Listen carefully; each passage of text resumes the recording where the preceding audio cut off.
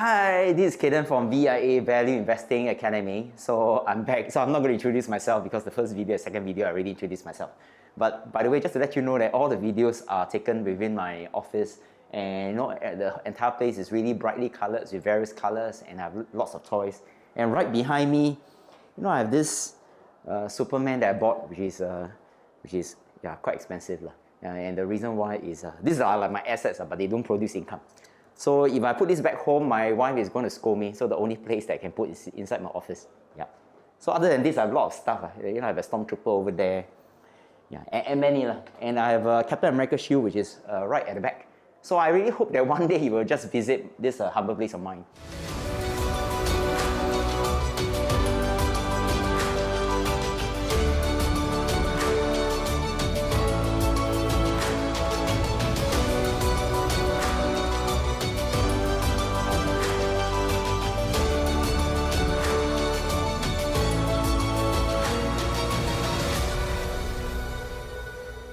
So in my very first video, I talk about people who become wealthy, especially those people who are very rich in the Forbes list. Every single one owns a business, right? And so that the rest of the people work for them.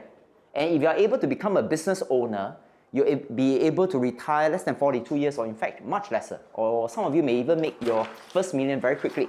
So that was the first video.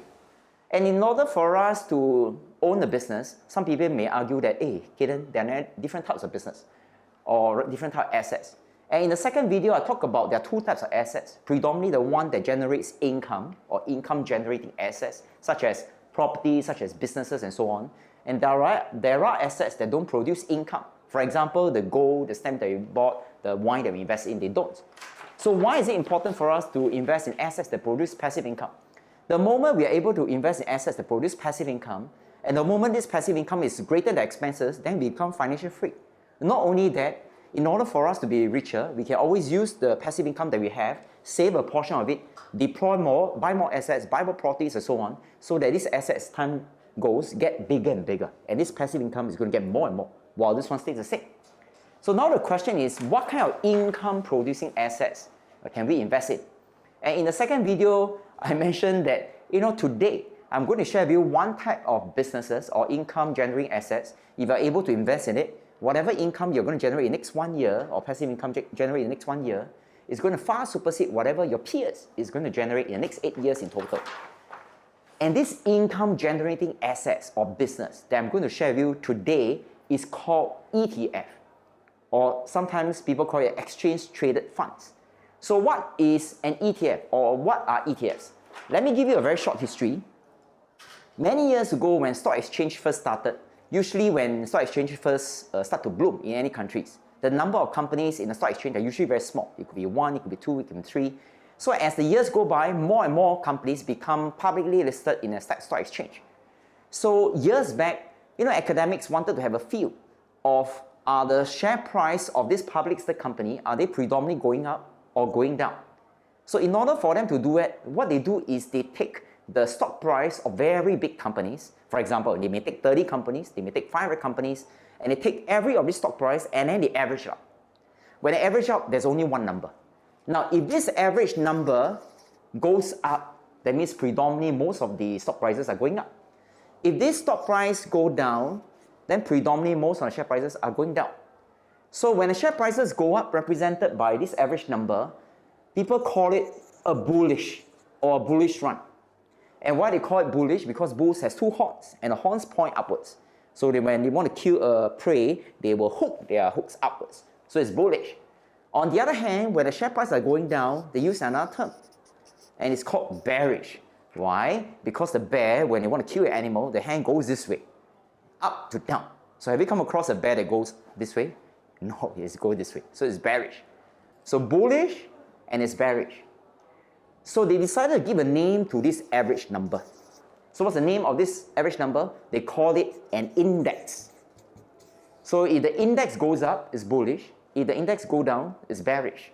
But unfortunately, you cannot invest in an index because the index is just for an academic purpose. It's just an average number to give you a feel whether it's going up or going down.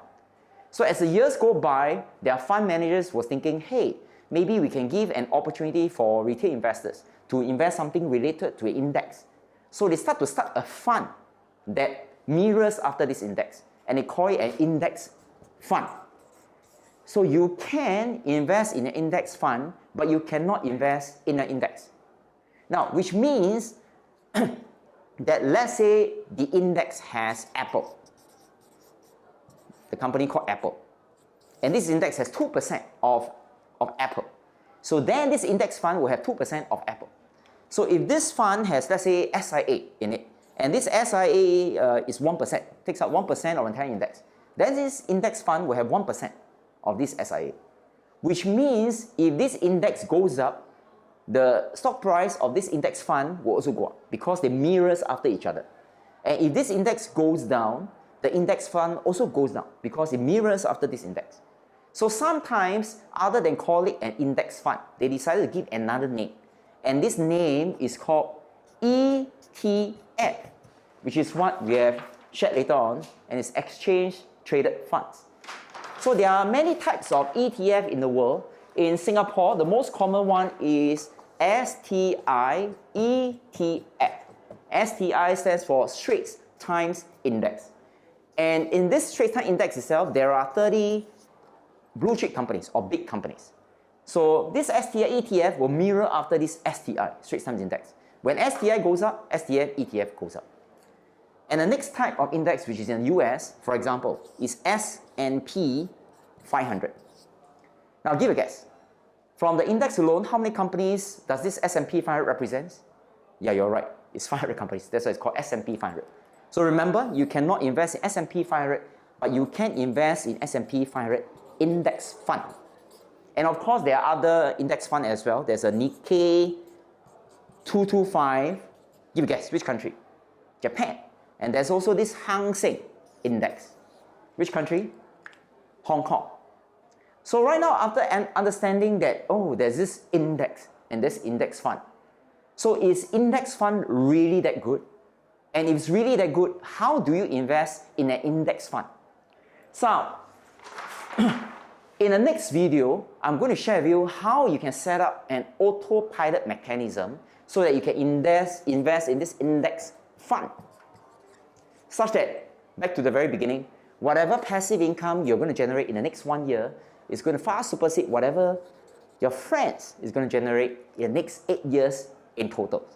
So I want you to keep a lookout for my next email where I'm going to give you the link again. Click on it and watch the next video on how you can invest in this index fund immediately. So this is Cayden Chang from VIA Value Investing Academy. So I shall see you soon. Okay, goodbye.